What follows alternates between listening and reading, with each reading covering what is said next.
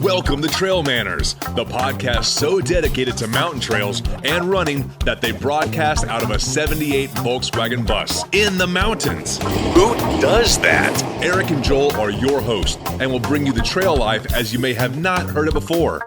You hear about everything from gear reviews, nutrition to keep you upright and moving forward, and they'll even bring guests into the bus for conversations that you won't hear anywhere else. It's time for some running adventures on a higher elevation. The old 78 Volkswagen bus is fired up and headed to the mountains. Here are your hosts for Trail Manners, proudly representing the 801 with their passion and love for the trails, Eric Manning and Joel Hatch. Hello and welcome back to the Trail Manners Podcast, episode number 18. This is a bonus show.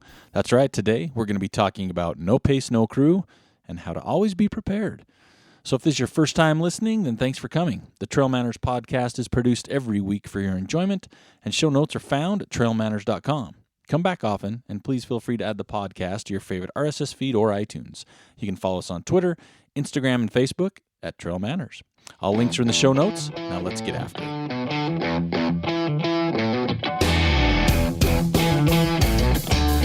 All right, welcome to a bonus episode of the Trail Manners Podcast. Studio 78 in full effect, sitting at 22nd Street Trailhead in beautiful Ogden, Utah, with a view of the mountains. We got Malin's Peak behind us. Joel, how are you today? We're doing really good. I'm excited. Yeah, this is great. We're doing a bonus show. That's right. So we come out once a week, as you know, but we've got so much going on, and we're so excited, and we have so much to cover that we got to record more shows. Yeah, we had to.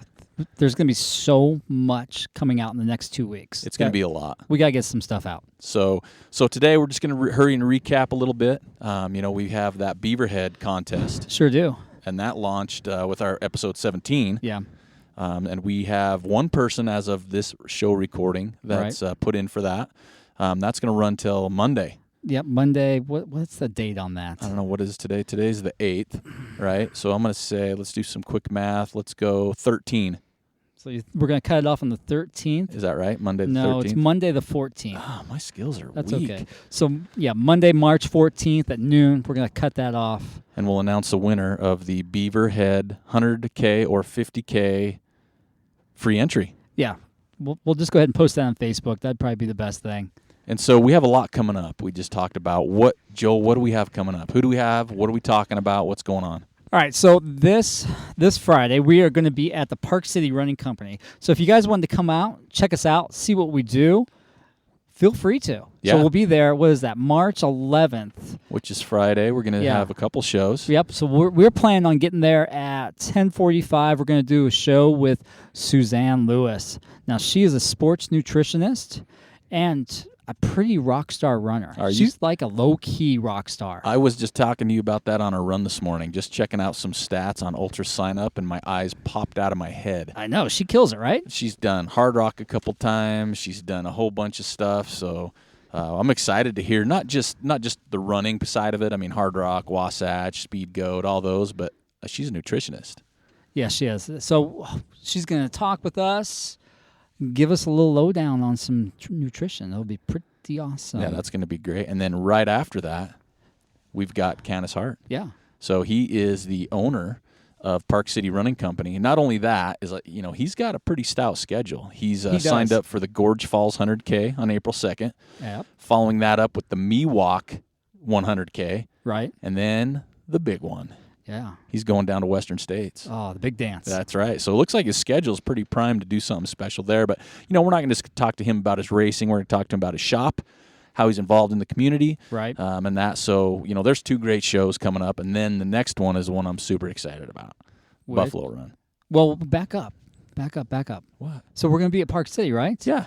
We're going to get there at 10:45. Oh, I see this. We're going to get 10:45, all right? If you wanted to come hang out and talk to us, we're going to have a little break between the shows. And there's a coffee shop inside the run shop. Exactly.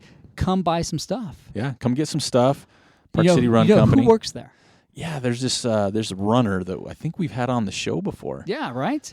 Pretty rock star status themselves. Yeah, she's awesome. Jenilyn Eaton. I know, right? And she's prepping for Barclays. All right, I gotta step out of the bus for a sec, Eric. You keep on talking, all right? All right, I'm on it. So, when you're at the trailhead, anything can happen. So we're at the trailhead, we're parked, minding our own business, and people are coming up to talk to us, and we love it. So Joel stepped out to take care of some business real quick. He's running back over to get in Studio 78. But yeah, if we can still gentle in from the sales floor for just a moment, maybe we'll talk to her about how her training is going for Barclays. Yeah, I'm so interested to see what's going on with that. Well, you know how we social media stock, because that's what we do. Totally. And so we've seen how she's been training, and she's been putting it in, man. Lots of verts. It's crazy. Right? Especially on like gnarly days when we're like sleeping in, drinking coffee. She's out there doing the work. Yeah, lots of it. So hopefully we can bug her for just a minute. Yeah, that'd be nice. To get her on. And then the Buffalo Run. There we go. So we'll be out there on Saturday. Most of the day. Most of the day, yeah. Eric's going to run the 25K. I'm just going to come hang out.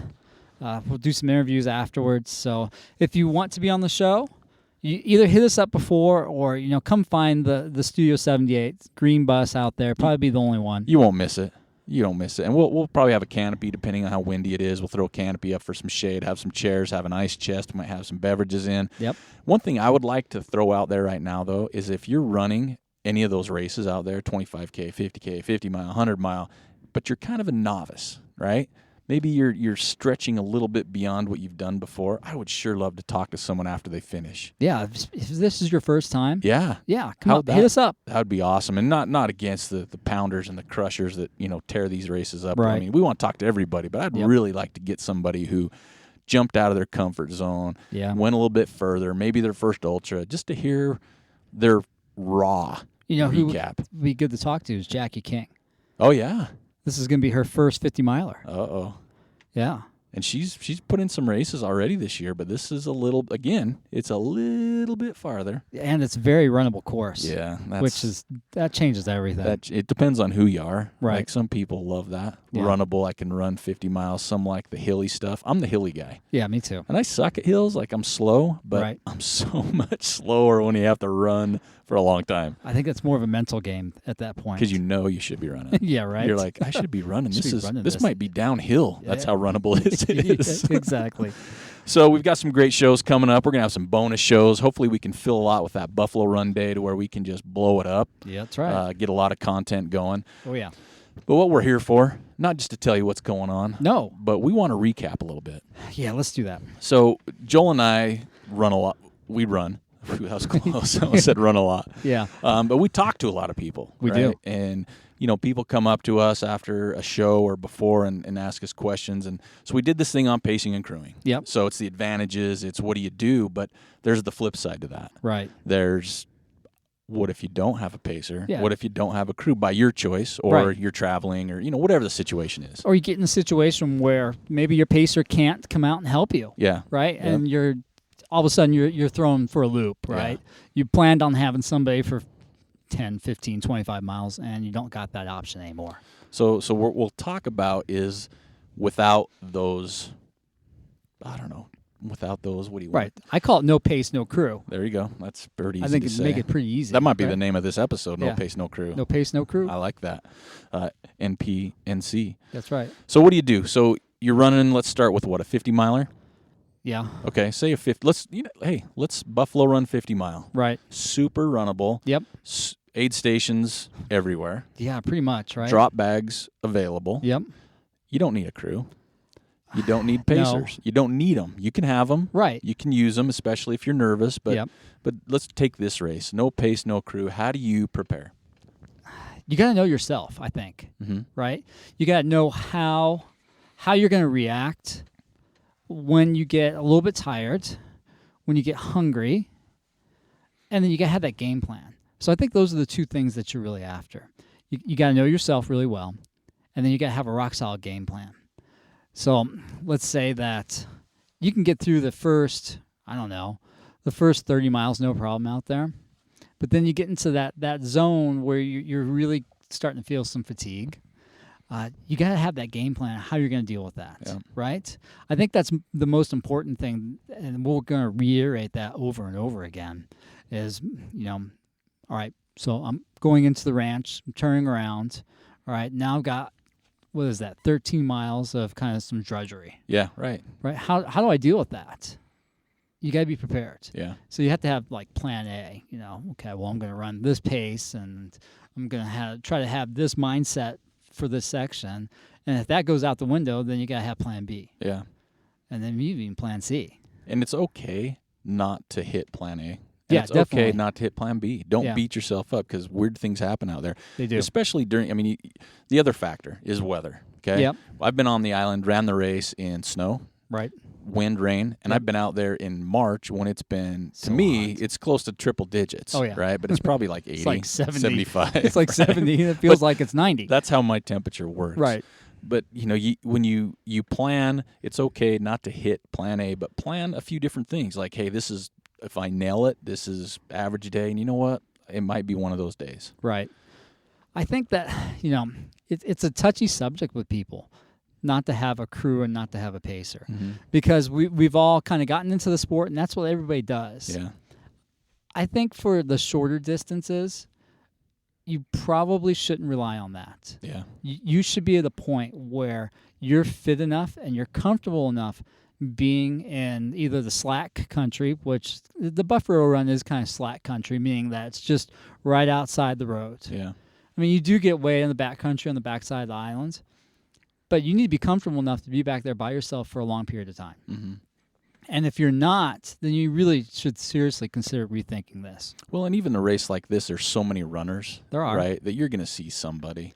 And Yeah. generally, if you're in a certain part of a race, someone's probably near you in the same position. You're probably going to be talking to somebody. Right? You're both hurting. You Yeah. both got an issue at a certain time. Right. So it's not like you're out there all by yourself. And the aid stations are spaced out Right. appropriately, Yep. I think, and even maybe even more of a novelty, really. I mean, you don't need to stop at every single one. No, you don't. You can buzz through them if you want to. Well, that's where that planning comes in. I think we can talk about that maybe in a little bit. But right now, that reference point is the Buffalo Run, and that one's planned out really well. And, Jim knows what he's doing, the race director, and I think this is a good place for people to get their toes wet, right? Yeah.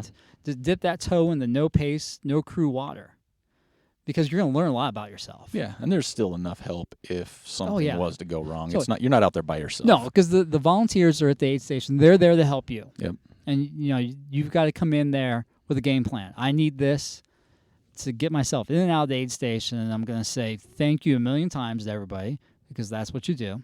And you move on, and you just deal with the next section. And a lot of the volunteers for this race are seasoned runners. They are. I mean, there's like different, the Wranglers. We keep bringing those guys up, but man, they've got an aid station. Yeah, maybe that two this year. Yeah, that they run. I know Rock for Black Diamond has done some in the past. Yep. And there's the Hummer Group has done it in Right. the past. So there's people out there to help you as well, Right. to help you along and whatever you need.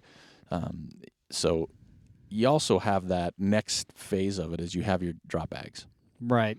And so what I tell people, because I've talked to a lot of people, it's their first 50 or even their first 50K and they want drop bags somewhere. Right. And I say, you know what? It's okay to have a lot in your drop bags. You don't, Yes and there's no. sizing to it, but it's okay Right. to think, I don't know if I'm going to need this. I don't know if I'll eat that. It's okay to Right. put a little extra in there because you don't know when you're going to get there. Right. And no one's really packing it. Don't bring a suitcase. Yeah, that's big. Don't be that guy. Yeah, but you can do a little, If it's a couple extra gels, an extra pair of socks, that's fine. payday bar, Yeah, something something like like that. those lines. Exactly. Drop it in there. Just, Right. some stuff for blistering. Well, I think that's where it comes back to knowing yourself and knowing what you need, and being that even though if you're a novice, you still have the experience of being on the trail. I think that's crucial, right? Yeah.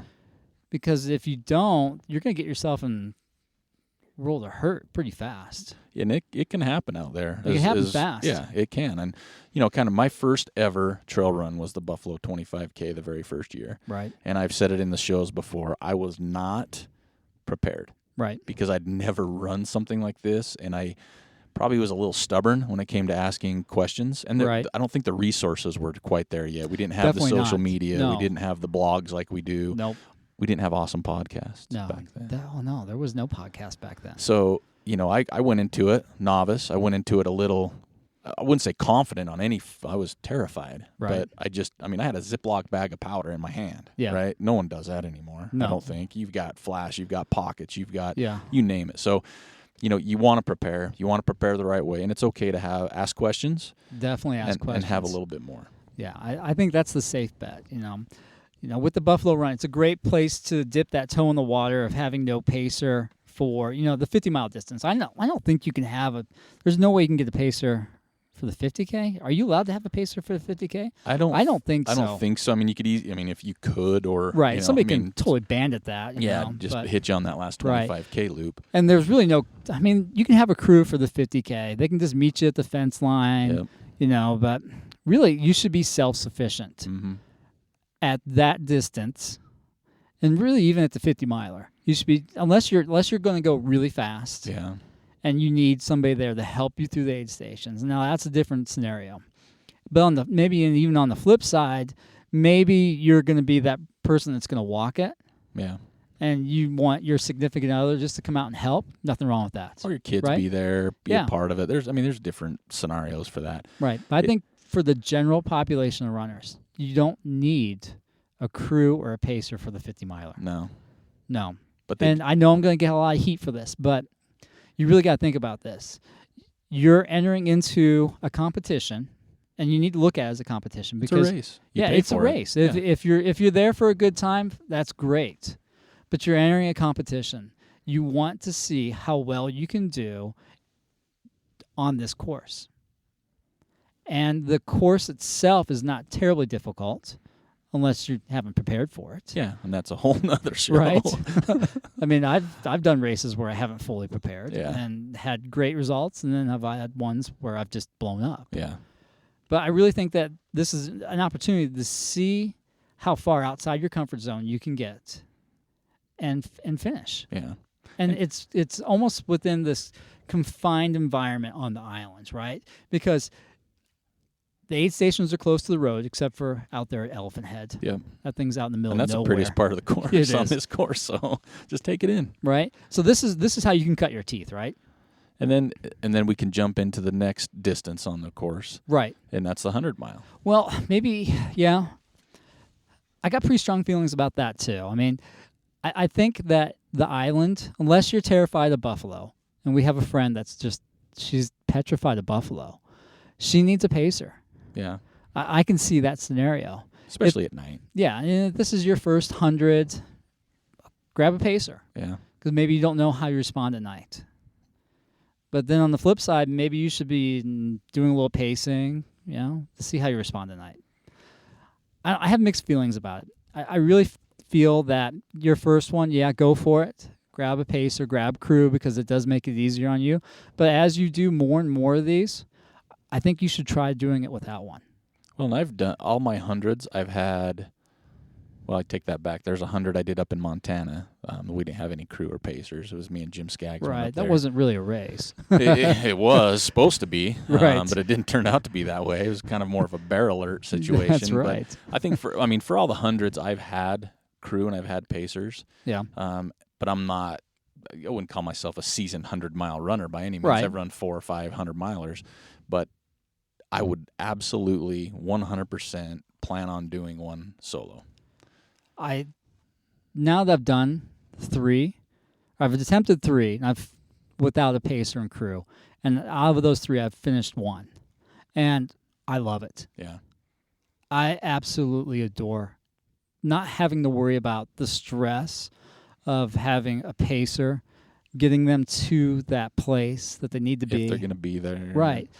Not worrying about the crew, because I know exactly what I need to do coming to each aid station.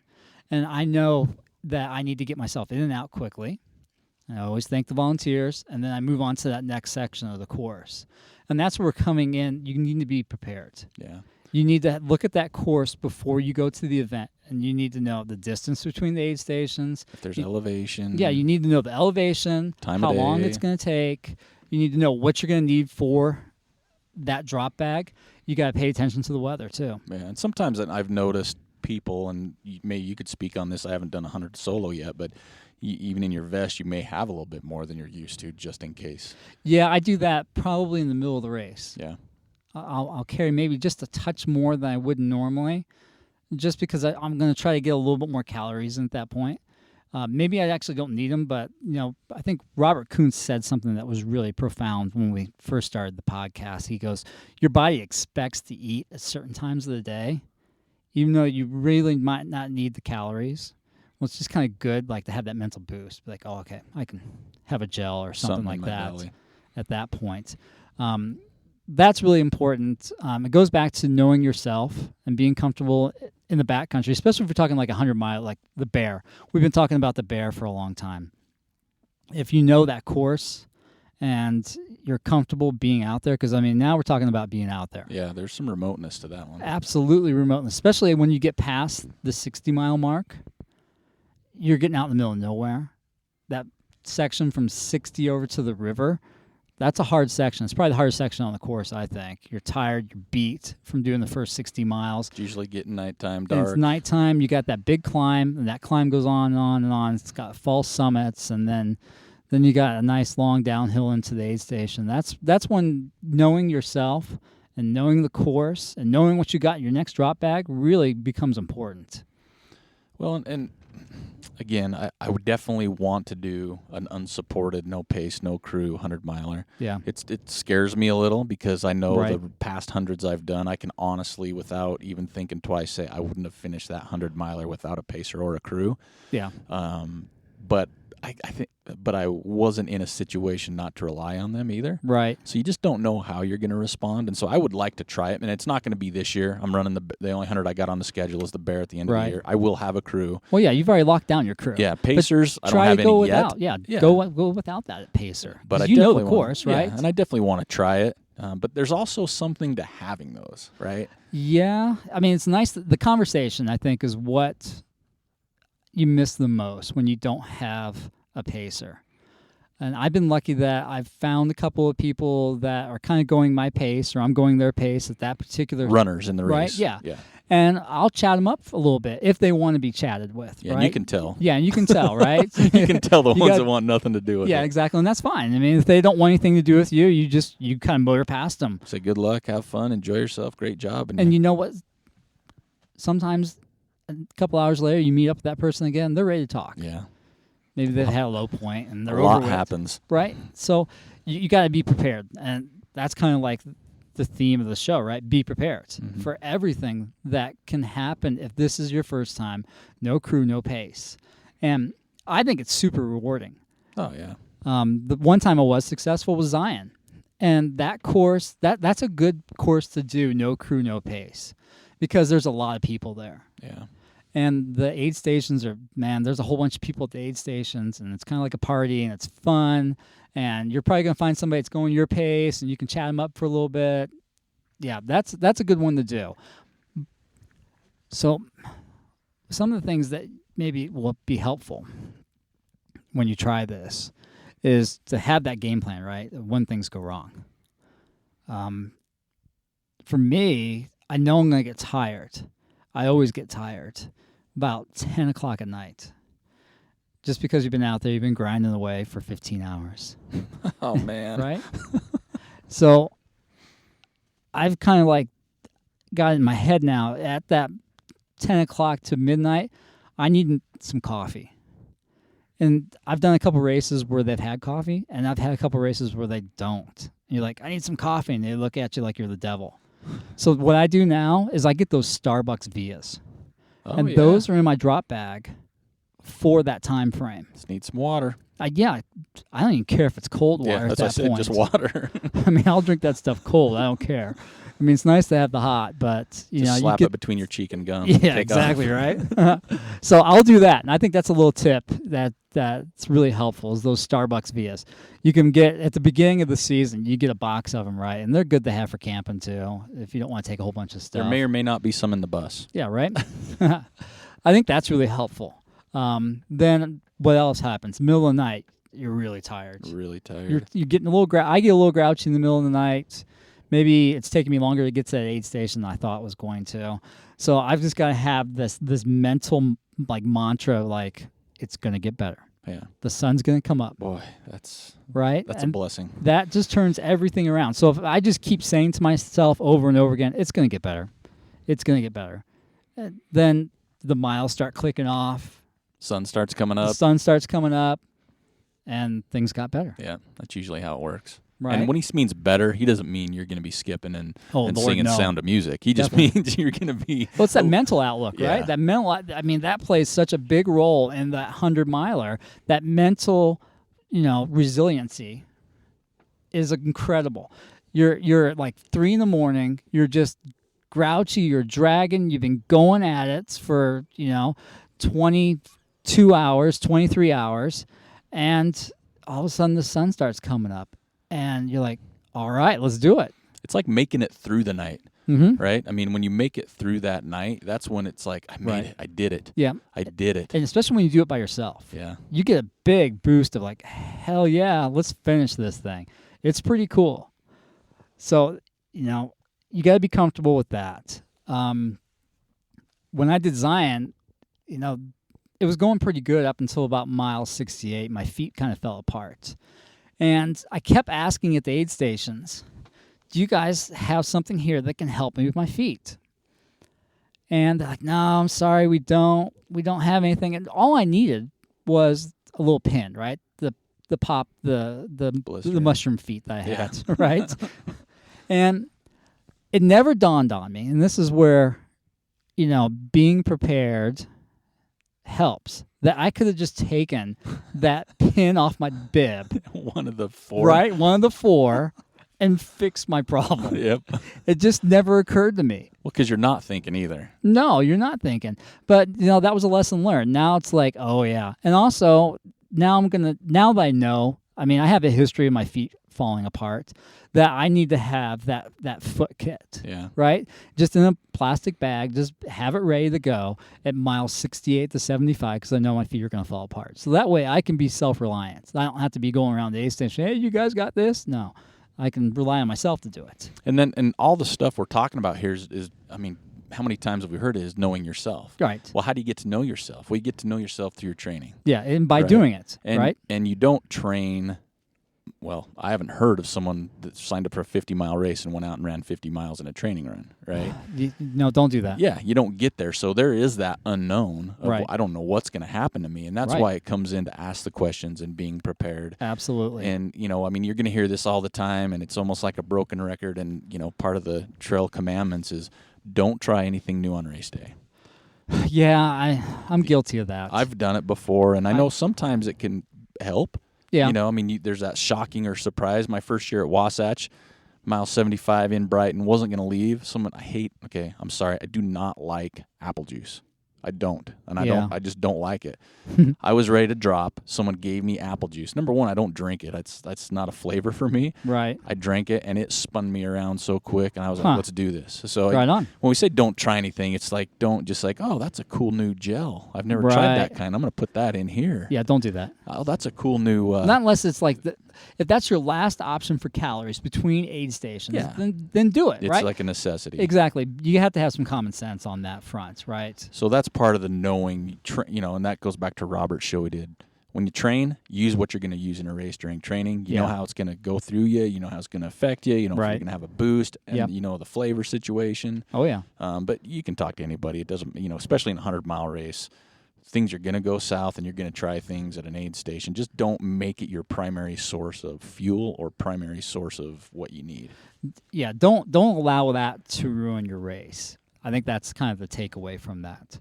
And with the guests we've had on our show, the bottom line, end of the day, is your mental state, Yeah, your it is. mental toughness. Right? It is. Whether it's and you can do this even at a Buffalo Run, most races.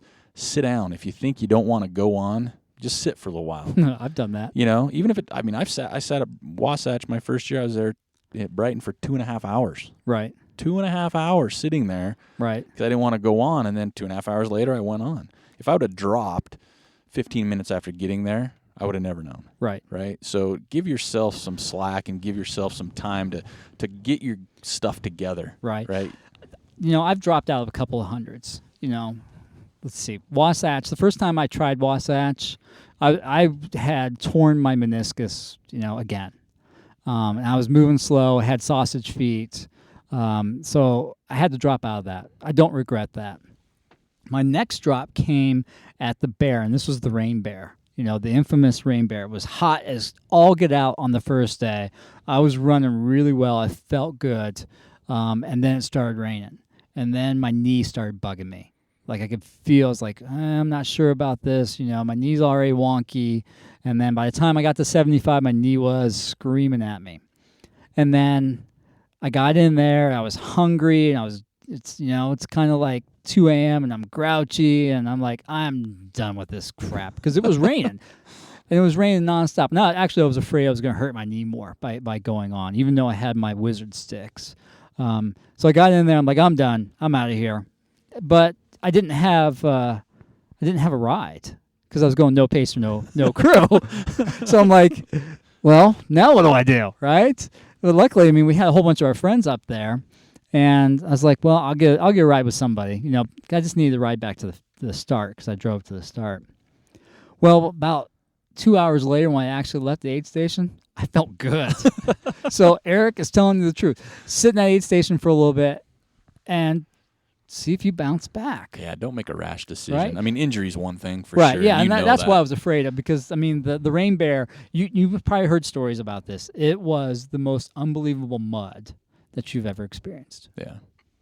Yeah, for sure. So yeah, just injury's one thing. That's a whole Right. different scenario, and that's a personal thing. We Yeah. don't we don't want to tell you to suck it up and Yeah. rub some dirt, spit on it, and rub dirt on it because No, you you never gotta have know. some You have common common sense sense on that. And Even though know- you're tired. yeah, and you know yourself. Yeah. But don't find an injury Right. as an excuse. Yeah. Don't go. You know what? Was that a little hinge I felt in my hip? Right. My- you got you gotta. you know the difference between being uncomfortable and actual pain, like full-on injury pain. That you got to know that difference.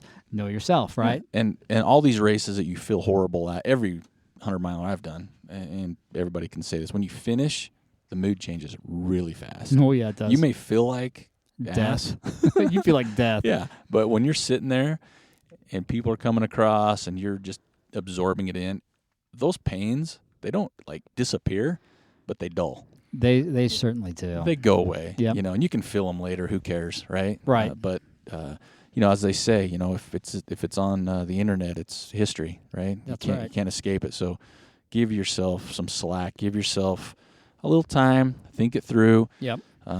But yeah, try the no pace, no crew. I know a lot of people do it anyway, and a lot of people They do. And there's people out there that think that's using a crew, using pacer is quote unquote, that's kind of cheating, Right. And that's great if No, that's your I don't opinion feel that on it. way. I think that's just kind of where I'm at now. Yeah. Is no pace, no crew, unless it comes to Hard Rock or maybe Western yeah. States. Yeah, something I like think that. those two, I would like to share that experience with somebody. Yeah, for sure. Right? And there's also the flip side too, is if it's a race you've never done, maybe you don't know the course real well. Maybe Right. it's not gonna. And you can find someone silly enough to join you out in the woods. That's the other thing. It's not like because you want a pacer means you're going to get one. Right. You got to find that person that has time to spare, which Yep. nobody does really. But use one if you want to. That's great. But don't think I better not run this race because I don't have a crew or a pacer. Well, I think that some people get into the habit or the mindset of the only way I can finish 100 is having a pacer and a crew. And I really think that if that is your criteria for finishing, you shouldn't be out there. Yeah, no, Really, I agree. I know I'll get some heat from that, but I don't care. If you should be self-reliant enough to finish that on your own. Yeah, you can be scared. You can Yeah. have those doubts even, which, Yeah. could creep up. But don't think that's the only way you're going to finish. Right, because how else are you going to grow, right, as a runner? Because that's what we're all after, right? Is how can I improve? How can I be a better person, a better runner, without facing that adversity, maybe a little bit on my own? Well, and that's a 100-mile race. Yeah. It's not for everybody. No, it's not for everybody. And when but you get into that realm, it's a different game. You have to have a little experience, right? well, yeah, on the trail. that's where the 50K and the 50 milers, 50 mile, yeah. those come into play. You're building up that experience, right? This is your life's running work. Yeah. Is what's helping you get to that 100-mile achievement, if that's your goal, right? I know we talk about 100 milers a lot, and maybe that's just not your gig, and you're just going to do 50Ks and 50 milers, which is awesome. Yeah, that's awesome too. Yeah, I love those two distances. Yeah. 50K is probably my favorite distance. Yeah, I think that's a great distance. Yeah. But we're talking about 100 milers, and I think I have some strong opinions on it, and I think that if you put the effort in, the time in, and you put those fears aside, you're going to experience something that's really special. Yeah. Because let's face it, a 100-miler with or without a crew, with or without a pacer, is going to be tough. Yeah. It's going to be hard. You're going to go through low spots. You're going to doubt yourself. It doesn't matter if someone's on along with a ride or not. Right. It's how you manage through those situations. Always. Whether you have someone there helping you get through it, right, or as if you just buckle down, and do it yourself. That's back to knowing yourself and having a plan. Yeah, so that's exactly why I'd like to do 100 with no pace or no crew is, right. You do a 100-miler, you're learning something about yourself. You don't wake up and say, I'm going to run a 100-mile race, and you do it first time ever. You learn 50K, 50-mile, whatever it is. You learn as you go about yourself, and you're like, wow. And if you're out there long enough, you have conversations with yourself, and you even get to know yourself better than you want to. Right? Exactly. So it's about pushing past those boundaries. Yep. Right? How did we get to this point, and who came up with the first 50-mile, 100-mile race? It's pushing the boundaries to see what you are capable of. And I think at the end of the day, no matter if you're going for a time, PRs, anything else, at the end of the day, it's really testing to see what you are capable of. Exactly. And that's why you have to be prepared going into it, right? You don't want to be, that rookie that doesn't know what they're doing and getting yourself in trouble. And we've seen it, yeah. And it's unfortunate because you don't like to see anybody go through that. So we were at the Bear last year, and you paced somebody from Misty. Yeah, for quite a while. Right hand to Tony's. Yeah, so that's significant. No, you went on the Franklin. You did like 15 miles with her. Yeah. And I was going to pick her up and take her from Franklin over to the ski lodge. That's right. And her race went south. She got into that aid station, and we were just going to let her sit, right? And so we're just hanging out at the aid station while she's trying to recover, and a runner comes in without a pacer. And he was supposed to be pretty experienced, but he was out of it. The loopies all get out. Yep. So, and that's a remote that we're talking about, a remote section, maybe wasn't used to it. And I'm just going to correct Joel on that real quick, is we weren't just hanging out in that aid station. Oh, we were working. We were crushing quesadillas. Oh, that's right. They had that quesadilla maker. Yeah. Oh, my gosh. We ate way too much food. So we weren't hanging out. We were crushing the buffet. And we were helping, too. We were helping. We became de facto crew at that point. Yep. For everybody that was coming in, just helping the run. I love doing that stuff. Yeah, that's fun. That's always fun. You know what I mean? You become that aid station volunteer at that point. You're helping out because, runners are coming in. They're just crushed from the heat. They were. That was the hottest Bear on record. I mean, it was crazy hot. And you just step up and you help. And you see these people at possibly their lowest that they've ever been. And some of them need that help back. And they bounce back, which is cool. That's really cool when you see that. Exactly. And that goes back to you're capable more than what you think, but you got to know your boundaries, right? You got to know your limits, and you work up to it. And again, it's that preparation, always being prepared. Yep. So that's part of it. We got the no pace, no crew, and always be prepared. And I've heard that somewhere before, but you know what I mean. That's right. I think that work up to it and find that rate. Like Zion's a great place to try it. Yeah, Buffalo Run's a great place. I think so too. If you can stomach running flat loops. Yeah, 2 loops. Yeah, but it's a great place. I think it's a good place to learn. Bryce probably isn't the best place to learn how to do that. No. You'll be really surprised at how remote Bryce is. Yeah. I was tough. Oh my gosh, it's so hard. Yeah, tough. But it's a good, really pretty course. I think what else would be a good place to try it? The Bear. I think the Bear would be a good place if you have 100-mile experience. Yeah.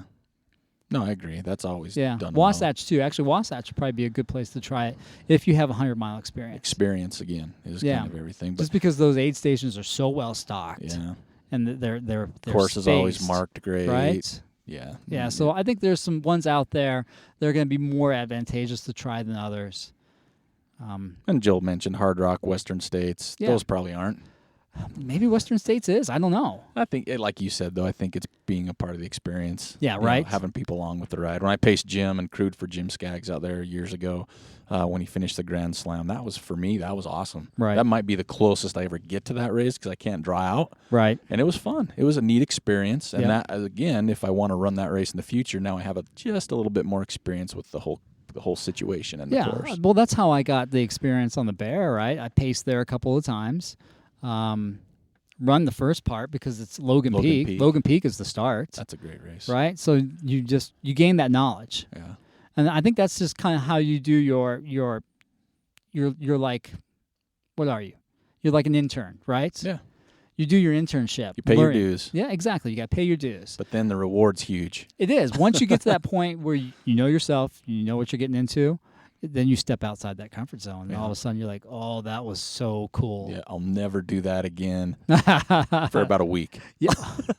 And then you're on the internet looking for the next race. Man, I think it's like 24 hours now for that's me. true. You know, I'm out there on the course. I've sworn off running Yeah. like multiple times, and then I cross the finish line. And I'm like, oh man, I'm gonna sign up and do that again. Yeah, that was kind of, I could probably go faster in this section. Oh, and- that's always and my not- problem. Yeah, right. And it's like Yeah. I shouldn't have stayed there at the aid station. And if I'd have known this, and next thing you know, it's a year later, but you've already cut 2 hours off your time in your head. Exactly. I remember the first time I did Vaquero Loco, I think you and I were running at this point, and we were just coming up to the lakes. So we just did the climb, Yeah. and we were coming up to the lakes, and you pulled ahead of me at that point, and I sat down the log for a good half hour and just had that come to Jesus moment where I swore off running. I'm like, I'm done with this nonsense. I'm never doing it again. And then I get to the aid station, and you climb up. There's a section called Balls. Yeah, that's Right? those switchbacks. Yeah, the switchback. They're not terribly steep, but I mean, you gain a lot of elevation. When you real look quick. at them before you get them, Yeah. it looks horrible. Right, but once you get on it, you're like, okay, that wasn't as That bad was as I thought. yeah. And then you got this bomber downhill. I start tearing down the downhill, and I'm having so much fun, hooting and hollering. I get across the finish line. I'm like, oh yeah, we're gonna do that again. But an hour earlier, I'd sworn off running. So you gotta be prepared, Highs and right? lows. Yeah, So this has been a great yeah. bonus show, I think so. I hope you guys enjoyed it. Right? and we always like to hear your feedback. Absolutely, we get feedback on the trail, which is so cool. Yeah, I mean, we've been running lately. Yeah, we've been running. we have been running. Yeah.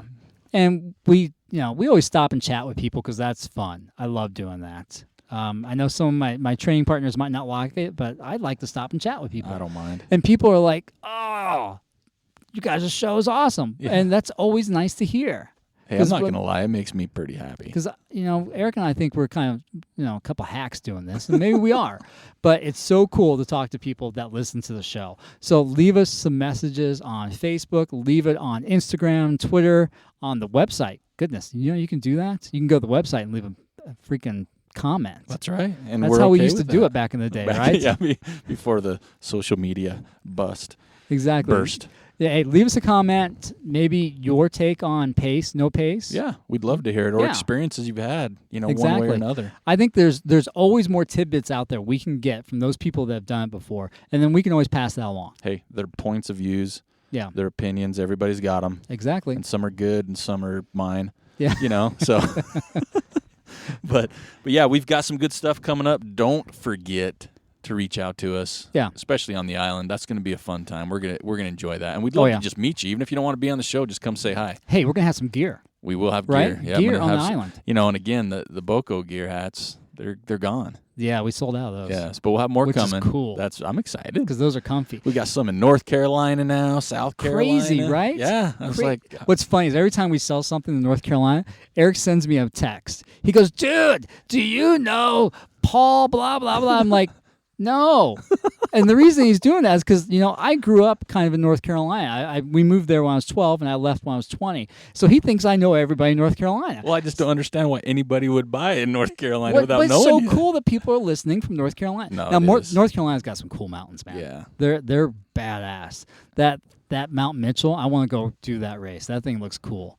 For Well, sure. maybe you have a place to stay with all our North Carolina fans. Well, I guess I could stay with my folks that live in Charlotte. Well, yeah, that's not a bad option. Yeah, either, I mean, right? they'd probably like to see me, Make right? you some grits. I've heard about those. Oh, cheesy grits, buddy. Those are my faves. So what? Also, don't forget, folks, we're going to be at Park City Running Company. Yep, Friday. Yeah, stop by, say hi, buy some stuff, super nice folks up there. Oh yeah. So let's talk about the island again real quick. The island doesn't have the best cell reception out there. Nope. So how are we going to handle transactions if you want to buy a hat?